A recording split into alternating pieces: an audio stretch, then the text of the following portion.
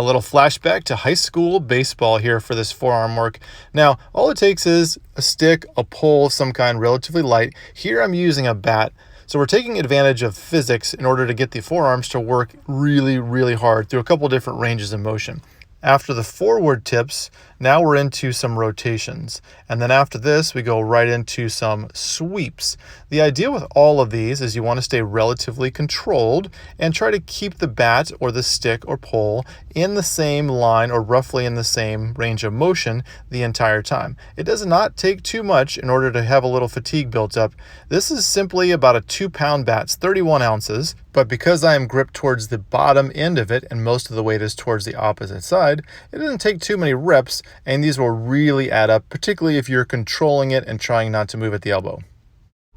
Anything around the house is fair game here. The longer it is and the heavier it is, the more it's going to challenge the dynamic, also depending on how the weight is distributed.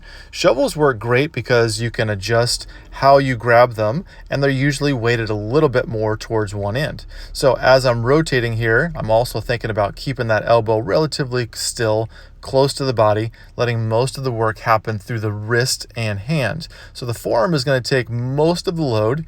Here, out in front, you'll notice the elbow bends just a little bit to kind of help control, but most of the work is happening through the wrist. So the forearm takes the load. A way to progress relatively simple is to extend the length of the pole or stick and or change the amount of weight or how it's weighted towards the end.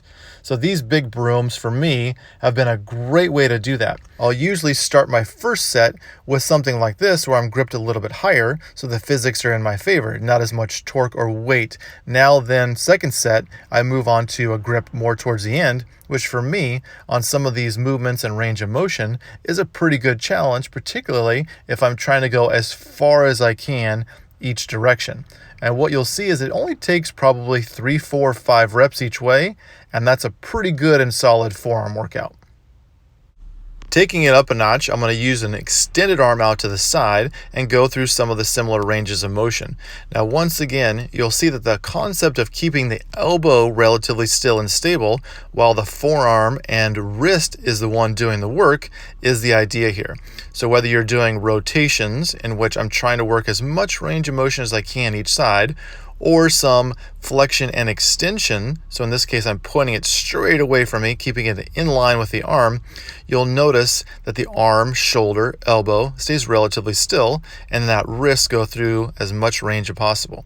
Now, this is much more difficult than keeping it at the side, so this is something that you should only do if you've mastered the other version. So here, even as I'm doing some of these rotations, you can see the elbow wants to move, so I'm really fighting against that. Keeping the arm straight down a little bit behind is a great way to work those forearm flexors. It's a unique range of motion, and in order to get that bat all the way up, you have to really push and flex that forearm hard. An elevated elbow and wrist position is a little bit easier on some of these. Now what it does is it just gives a little bit more stability towards your forearm, wrist, and shoulder region because you're able to keep that arm a little bit elevated, and you can work through some of these same ranges of motion with a little bit more inherent control.